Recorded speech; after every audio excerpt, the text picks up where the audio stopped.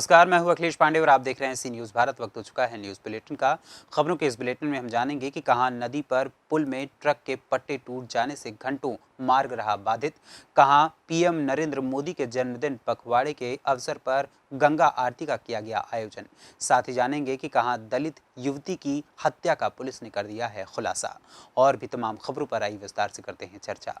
बलौदाबाजार जिला के कसडोल राष्ट्रीय राजमार्ग के महानदी पर पुल में ट्रक के पट्टे टूट जाने से घंटों भर मार्ग बाधित रहा, जिससे बलौदाबाजार के कसडोल के रास्ता आवागमन पूरी तरीके से जाम रहा। इस जाम में आने जाने वाले यात्रियों को भारी परेशानियों का सामना करना पड़ा। इससे पहले भी कुछ दिन पहले इस पुल पर 14 घंटे जाम रही थी। और आप कहाँ फंसे हैं? मैं लवन जा रहा था। हाँ। महानदी पुल के पास गड्ढा होने के कारण से अत्यधिक डिफिकल्ट होता है और ये लंबे समय से खराब है। इसके कारण से आज बड़ी हादसा होते हुए बचा हुआ है और मैं यहाँ पर लगभग 1 घंटे से फंसा हूँ और काफ़ी लंबा ट्रैफिक फंसा हुआ है। छत्तीसगढ़ से सीनी संवाददाता अमीर दास की रिपोर्ट। धार जिले के सरदारपुर के ग्राम पंचायत चालनी में भ्रष्टाचार से जुड़ा एक थप्पड़ कांड काफी चर्चा का विषय बना हुआ है। दरअसल ग्राम पंचायत चालनी में मुख्यमंत्री जन सेवा अभियान के तहत आयोजित कार्यक्रम में बड़ी संख्या में ग्रामीण एकत्रित हुए थे और महिला सरपंच, सचिव, सहायक सचिव की मौजूदगी में आयोजन संबंधी कार्यवाही जारी थी। इसी दौरान सहायक सचिव राजेश उर्फ राम सिंह गौरिया ने प्रधानमंत्री आवास योजना पर बहस करने लगे और सहायक सचिव पर लोगों ने 5-5 हजार रुपए प्रधानमंत्री आवास के नाम पर वसूलने के बाद भी आवास योजना का लाभ न मिलने के चलते मांगी लाल जवरिया नामक हितग्राही ने सहायक सचिव के मुंह पर जोरदार तमाचा जड़ दिया, जिसके बाद हाथापाई शुरू हो गई और देखते ही देखते हंगामा बढ़ गया, जिसके बाद सरपंच और अन्य लोगों ने मिलकर मामले को शांत किया। वहीं घटना की सूचना के बाद सरदारपुर सीईओ शैलेंद्र चौहान सहित अमझेरा पुलिस भी मौके पर पहुंची और लोगों को समझा बुझाकर मामले को शांत करवाया है। कहीं नहीं सर, ये आपसी विकास के कारण गाली गलौज करी और मेरे को झपट मारा गया था। मैं ये मुख्यमंत्री जन कल्याण शिविर में ऑनलाइन आवेदन कर रहे थे शासकीय योजनाओं का, मुख्यमंत्री किसान सम्मान निधि योजना, शौचालय और लाडली लक्ष्मी योजना, इसके नंबर में काम चल जाता शिविर में। आपसे रंजित के कारण उन्होंने आरोप लगाया और मेरे को गाली गलौज की और सचिव को भी गाली गलौज की। आपका नाम सर? राजेश गौरिया, सहायक सचिव। धार से सी न्यूज़ संवाददाता प्रकाश जोशी की रिपोर्ट।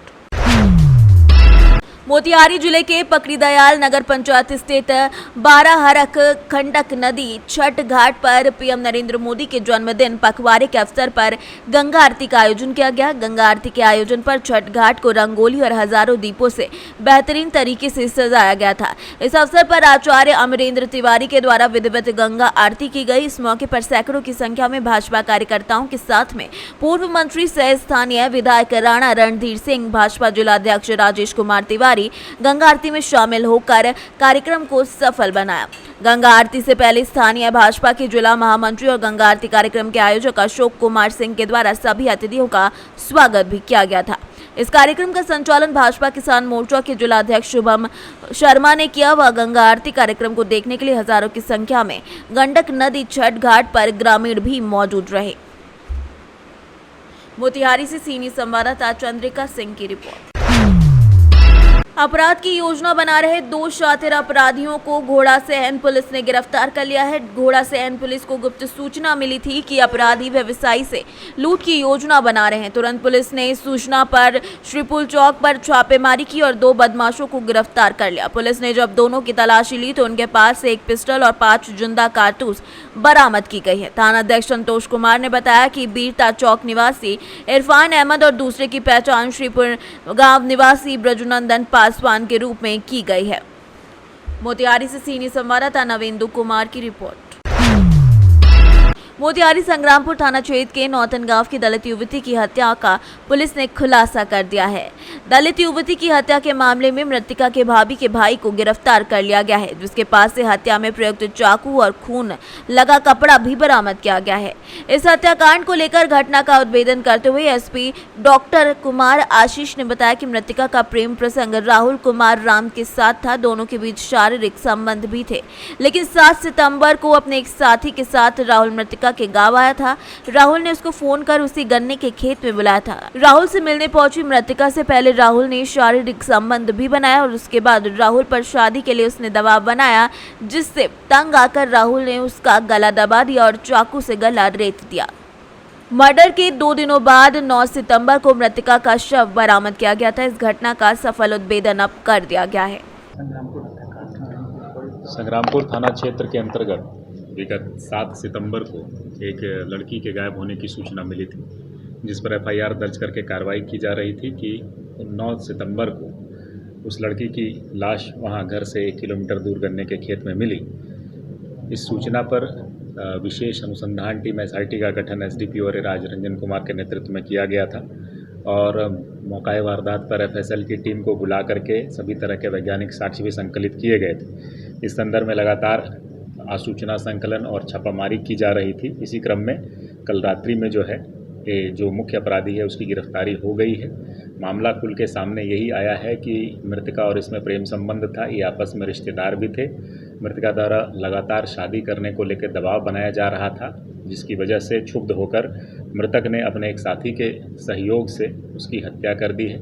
इसने अपना अपराध भी स्वीकार कर लिया और उसकी निशानदेही पर चाकू और इसके यहाँ से जो खून का लगा हुआ कपड़ा है उसको भी बरामद किया गया है। और इन सभी को, ये जो अपराधी है इसका नाम राहुल कुमार राम है और इसको स्पीडी ट्रायल से हम लोग सज़ा दिलवाएंगे। इसमें जो है एक अच्छी उपलब्धि मोतिहारी पुलिस ने आज हासिल करी है, जिसमें कि एक चर्चित हत्याकांड जिसको लेकर रोड जाम वगैरह की घटना भी की गई थी, उसका खुलासा कर दिया गया है और इस प्रकार हम लोग इसको जो है स्पीडी ट्रायल दिला के सजा दिलाएंगे। मोतिहारी से सी न्यूज़ संवाददाता सचिन कुमार अंशु की रिपोर्ट। पुलिस अधीक्षक चारू निगम के निर्देशन में एसओजी और थाना पुलिस को बड़ी सफलता हाथ लगी है। धोखाधड़ी कर बैंक खाते से रुपए पार करने वाले गिरोह का भंडाफोड़ हुआ है। बैंक खाते से तकरीबन 7 लाख रुपए उड़ाने वाले मास्टरमाइंड पुलिस के हत्थे चढ़ गए हैं। पुलिस ने हेराफेरी कर रुपए निकालने के मामले में सेंट्रल बैंक के उप शाखा प्रबंधक समेत 2 युवकों को गिरफ्तार किया है। पकड़े गए अभियुक्तों से तकरीबन 1.5 लाख रुपए, लैपटॉप, फिंगर स्कैनर, प्रिंटर बरामद हुआ है। विक्रमपुर निवासी पीड़ित की तहरीर पर अभियोग पंजीकृत कर पुलिस ने मामले को गंभीरता से लेते हुए जांच शुरू कर दी है। छलदा के अंतर्गत एक सुरेश चंद उद्बदन सिंह ये शिकायत करता है। इन्होंने एक प्रार्थना पत्र दिया था कि इनको बुंदेलखंड एक्सप्रेसवे में मुआवजे के रूप में कुछ पैसे मिले थे, पर जब इन्होंने चेक किया तो उनके खाते में केवल 1400 रुपये शेष थे, जबकि उसमें लगभग 6.5 लाख रुपये उनका बैलेंस था। इसके ऊपर मेरे द्वारा अभियोग पंजीकृत करने का आदेश निर्गत किया गया। अभियोग पंजीकृत किया गया समीचीन धाराओं में, जिसमें क्राइम की टीम गठित की गई, एसओजी को लगाया, सर्विलांस को लगाया, क्योंकि ये बैंक के माध्यम से पैसे निकले थे। तो इसका पूरा वर्कआउट करने के लिए कहाँ से पैसे निकले, विभिन्न एटीएम से कुछ रुपए 10,000, 20,000, 50,000 ऐसी मात्रा में पैसे विड्रॉ किए गए थे। तो सभी की फुटेज निकाली गई, बैंक से स्टेटमेंट्स प्राप्त किए गए, किस मोड से पैसे निकाले। इस पूरी घटना का जब सर्विलांस के माध्यम से अनावरण किया गया तो कहानी ऐसे निकल के आई कि एक बैंक जो चिन्हांकन हुआ अभियुक्त का कि बैंकिंग करेस्पॉन्डेंट होते हैं जो बैंक के फैसिलिटीज़ जो है गांव में लोगों को उपलब्ध कराने के लिए एक स्कैनर लेकर जाते हैं और बैंक के अकाउंट का अगर किसी भी अभियुक्त का, किसी भी व्यक्ति का उसमें थंब प्रिंट से बायोमेट्रिक इन्फॉर्मेशन आती है, उनके बैंक के खाते की पूरी जानकारी उनके पास रहती है। तो एक मेन अभियुक्त जो है कल्लू, ये सेंट्रल बैंक के बैंकिंग करेस्पॉन्डेंट का ये काम करते थे इस गांव में, जहां पर इनके द्वारा इनको ये जानकारी हुई कि हमारे वादी के खाते में काफ़ी पैसा है। इन्होंने इसे चिन्हित किया, फिर अपने एक साथी को इन्होंने बताया कि कुछ काम है। इन्होंने एक फर्जी सिम लिया, एक इनकी परिचित महिला के नाम का एक सिम लेकर इन्होंने जो ये वादी है जो एटीएम और इलेक्ट्रॉनिक तरीके से पैसे नहीं निकालते थे उसको अप्लाई किया। बैंक के कर्मियों की साठगांठ से इन्होंने एक एटीएम तैयार कराया जिसमें कि जो फ़ोन नंबर था वो एक महिला का था और वो फ़ोन ये लोग स्वयं उपयोग कर रहे थे। तो जो पैसे थे इन्होंने एटीएम बनाने के बाद जगह जगह से अलग अलग जगहों पे हेलमेट लगाकर फुटकर जो है निकाल लिए। इनको सब मोबाइल और इनके सर्विलांस के माध्यम से जब हमने चिन्हित कर लिया तो 2 लोग प्रकाश में आए। कल्लू उर्फ अवधेश कुमार, ये दलीपुर थाना छलदा के रहने वाले हैं। सिंटू उर्फ भूभड़ सिंह, ये भी थाना छलदा के रहने वाले हैं।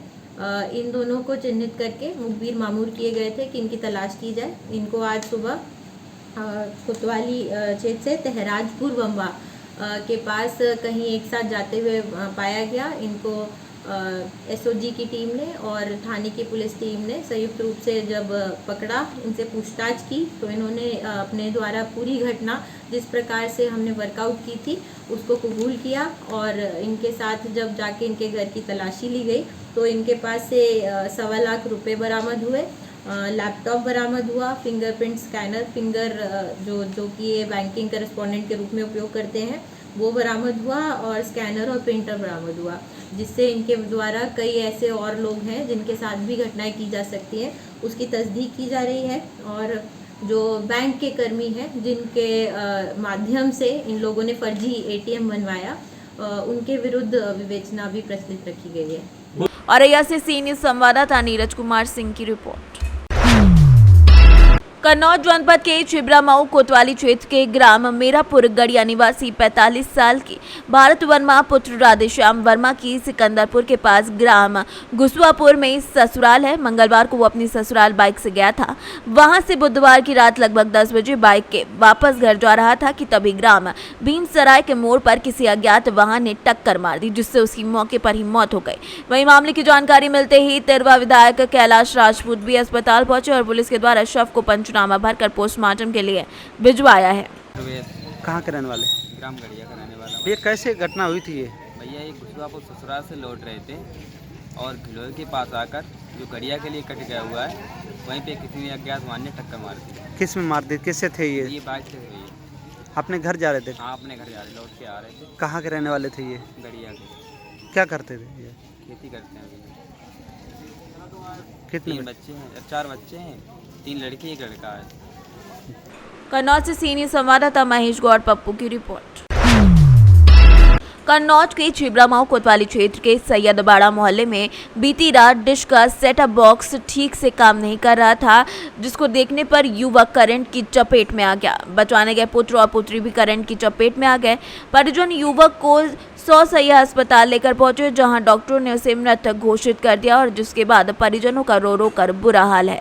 छिबरामऊ कोतवाली क्षेत्र के सैयदबाड़ा मोहल्ला निवासी राजेश कुमार के साथ ये हादसा हुआ है। अचानक टीवी के सिग्नल चले गए। सेटअप बॉक्स ठीक करने के दौरान करंट की चपेट में आ गया और जिसकी वजह से वो गंभीर रूप से झुलस गया था।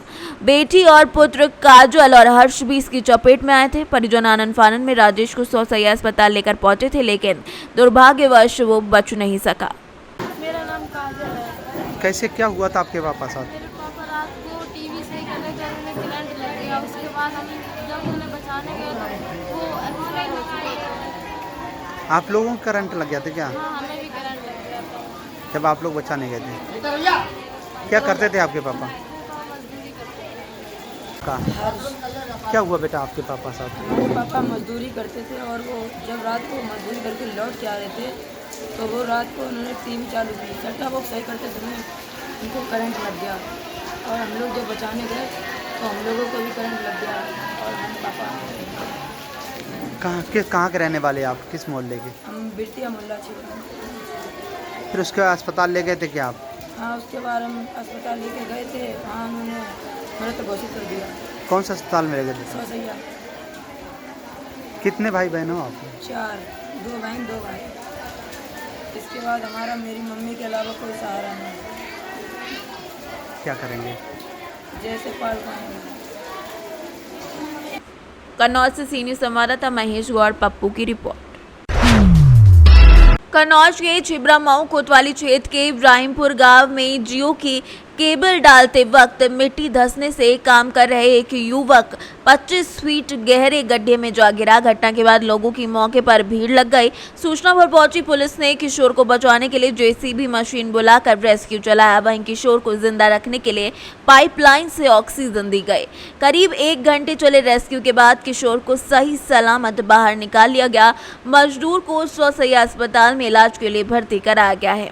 विक्रम, कहाँ के रहने वाले हो? हमारे गांव कुट्टी से बोले किस जनपद में पड़ता है ये? सुल्तानपुर। ये कहाँ पर काम कर रहे थे आप? किस में कर रहे थे काम? यहाँ जियो का काम करते। लाइन वगैरह बिछाने में क्या? हाँ। फिर कैसे ये हादसा होगा? किसके द्वारा ये काम बताया गया था आपको? इम्मा गड्ढा में फिले रहन और लोडर डायरेक्ट रहा और अरे को तो मेरा आवाज जैसे हम कहन भैया इतना रखो ना और रखे ना और आर गए फटवा हम गन पट। अच्छा, लात रखे हुए थे। कौन ठेकेदार है? अरे ये कि लायर है वहाँ से ने मतलब ठेकेदार रहा तब फिर जाओ। कौन लेके आया था आपको? वहाँ से भेजो भैया आए रहे। क्या नाम है? विक्रम नहीं, वो तो हमारे गाँव का है। मुन्ना। हाँ। मुन्ना लेके आपको आए थे? हाँ, ये इतने आए रहे। ठेकेदार कौन है उसमें? ठेकेदार को हम ना जाने। नहीं जानते आप? काम कर रहे हैं आप? हम का हो गए 15-20 दिन। मैं आशीष त्रिपाठी। कैसे हादसा हुआ ये जियो के केबल का कार्य कर रहा था, जो खुदाई का कार्य चल रहा था, जिस कारण जो है ज़मीन धंस गई और वो बच्चा अंदर चला गया। इसके अथक प्रयासों से मेरे किसी पत्रकार ने मुझे फ़ोन किया यहाँ पर। मैंने फिर इंस्पेक्टर साहब को सूचना दी। इंस्पेक्टर साहब के आने के बाद जेसीबी को बुलाया गया। जेसीबी बुलाने के बाद बगल में गड्ढे की खुदाई कर बच्चे को सकुशल निकालने का हम लोगों ने प्रयास किया है। लगभग कितनी गहराई तक चला गया था? लगभग 20 से 25 फुट की गहराई थी और हम लोग फावड़ा और जेसीबी के बाद फावड़े से खुदाई करते रहे और धीरे धीरे ऑक्सीजन का प्रबंध किया गया और बच्चे को ऑक्सीजन लगा दी गई, जिससे जो है वो जीवित बना रहा। और लगभग 1 घंटे के ऑपरेशन के बाद हम लोगों ने प्रयास करके बच्चों को निकाला।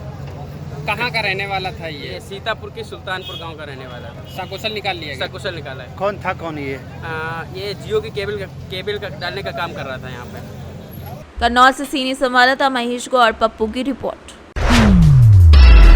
संबल उप जिलाधिकारी विनय कुमार मिश्रा के द्वारा चौधरी सराय पुलिस चौकी के बराबर में नगर पालिका की संपत्ति पर कुछ लोगों के द्वारा टीन सेट डालकर अवैध निर्माण कर लिया गया था, जबकि नगर पालिका के द्वारा इस जमीन को पहले भी 2 बार खाली कराया गया था, लेकिन इस बार कब्जा कर लिया जाता था। हर सरकार की मंशा थी कि सभी अवैध निर्माणों को हटाया जाए, लेकिन ये बार बार अवैध कब्जा कर लेते हैं। उसी क्रम में कार्यवाही करते हुए आज अवैध निर्माण को हटाया गया है, जिसमें अति शीघ्र कोई पार्क या कुछ सार्वजनिक निर्माण कराया जाएगा।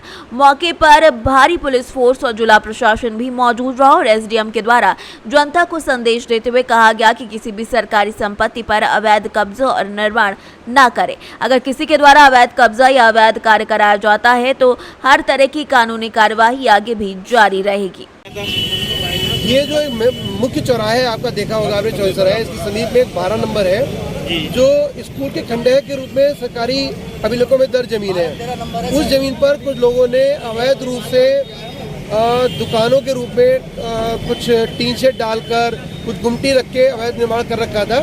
इस अवैध निर्माण को खाली करा के नगर पालिका की संपत्ति को खाली कराया गया है और हम लोग अनुरोध करेंगे नगर पालिका प्रशासन से कि अति शीघ्र यहाँ पर कोई सामुदायिक केंद्र, सामुदायिक शौचालय या पार्क आदि का निर्माण करके जमीन पर अपना पोजीशन स्थायी रूप से बना के रखे, ताकि बार बार ये अवैध अतिक्रमण की प्रवृत्ति को अंकुश लगाया जा सके। यहाँ ये 3-4 होटल विभिन्न नामों से चला रहे थे। एक सज्जन यहाँ खड़े हुए अपना दावा करते हैं कि हमने बैनामा करा रखा है, तो बैनामा सरकारी जमीन का नहीं होता है, बैनामा किसी प्राइवेट लैंड का होता है। सरकारी जमीन का कोई बैनामा नहीं होता है, जैसा ये दावा कर रहे हैं। तो ये बैनामे की जमीन नहीं है, ये जमीन बोर्ड की नहीं है। स्कूल के नाम जमीन दर्ज है, गार्डन का 12 सुल्तानपुर बुजुर्ग उर्फ चौधरी सराय के नाम से जो बतौनी है उसमें दर्ज है। स्कूल के खंडहर के रूप में पहले से दर्ज थी। इस पर पहले भी जानकारी मिली है, नगर पालिका ने इसको खाली कराने का प्रयास किया था, 2 बार खाली भी कराई जा चुकी थी, लेकिन ये लोग बार बार इस पर अतिक्रमण कर लेते हैं। ये प्रवृत्ति ठीक नहीं है। जैसे सरकार की मंशा है कि अवैध अतिक्रमणों को हटवाया जाए, उसी क्रम में आज इसको भी खाली कराया गया है। ये नगर पालिका की संपत्ति है, जिसमें अति शीघ्र कोई पार्क या कोई ऐसा सामुदायिक चीज का निर्माण कराया जाएगा जो जनहित में होगा। सर ये बताया गया यहाँ पर सरकारी स्कूल भी था और सरकारी जमीन है। सरकारी स्कूल पूर्व में रहा होगा कभी, जमींदारी के जो पुराने रिकॉर्ड्स हमारे पास हैं, खतौनिया नक्शा, उसके हिसाब से स्कूल के नाम दर्ज जमीन है। करीब 960 स्क्वायर मीटर जमीन है। का प्रयास करेंगे तो इनके खिलाफ और निविधिक कार्रवाई भी अमल में लाई जाएंगी। नाम सन 60 में 17 में मेरे फादर के नाम हिबे हुआ इसका जमीन का। उसके बाद में इसके बना में होते चला रहे, हम मुकदमा लड़ रहे हैं, बराबर अपनी जमीन पर काबिज थे हम। इसका स्टे चल रहा है, जगह पे मुकदमा चल रहा है। इस पे किससे चल रहा है मुकदमा किससे चल रहा है? ऑलरेडी जिन्होंने बनामे कराए उनसे मुकदमा चल रहा है हमारा। मतलब कि सरकारी जगह नहीं है? सरकारी जगह नहीं है, मिस्टर बोर्ड इस पे मुकदमा हार चुकी है, बराबर में बगल वाली जगह पर इसी नंबर पर। आपने कागज नहीं दिखाया? कागज दिखाए, हमारे कागज नहीं देते, कुछ नहीं है, नहीं नोटिस दिया गया हमें। चलिए, कागज हमारे हाथ में है, सारे कागज हमारे हाथ में है कि सब कुछ निकालो फाइल इसमें से, सारे कागज बना में सारी कागज हमारे पास है और कोई कागज हमारा नहीं देखा गया और नहीं कोई नोटिस दिया गया हमें इतना सूचना दी जाती है। कितनी दुकानें? 3 दुकानें हमारी बनी हुई थी, 3 साइड बनी हुई नहीं थी मुकम्मल, थोड़ी थोड़ी दीवारें बनी हुई थी ईंटों की, क्योंकि जब तक नक्शा पास नहीं होता, जब तक जगह नहीं, हमने नक्शा भी दिया था, हमारा सन 97 में नक्शा भी दिया था हमने, एजेंट साहब को नक्शा पास नहीं हुआ था अभी तक। नक्शा पास नहीं हुआ, उसमें वे हुआ नगर पालिका विड्रॉल हो गई थी, समझे, फिर उसी चक्कर में रह गया, फिर मुकदमा चालू हो गया इसमें 2005 से। क्या मांगे अब हमारी मांगे हमारे साथ, हमें साथ न्याय मिलना चाहिए हमें हमारी जगह। संभल से सी न्यूज़ संवाददाता जगत प्रकाश की रिपोर्ट। फिलहाल के लिए इस न्यूज़ बुलेटिन में इतना ही। देश दुनिया की तमाम खबरों के लिए देखते रहें सी न्यूज़ भारत। हर खबर आपके साथ, आपके हाथ।